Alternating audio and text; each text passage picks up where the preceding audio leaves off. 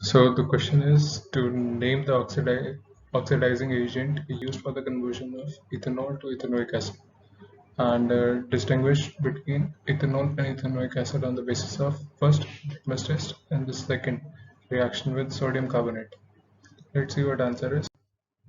Alkaline potassium permanganate KMnO4 or acidified potassium dichromate K2Cr2O7.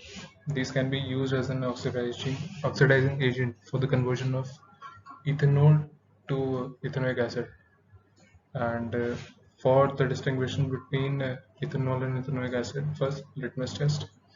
Ethanoic acid turns blue litmus solution to red, whereas ethanol, being a neutral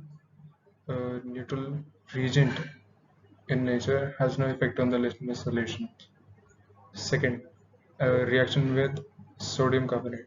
Ethanoic acid react with sodium carbonate to form sodium ethanate, and CO2 is evolved, and water as a side product. And there is the reaction to CH3 CHOH plus Na2CO3 will give 2CH3CONA plus H2 plus CO2. Whereas ethanol doesn't react with sodium carbonate. No reaction occurred.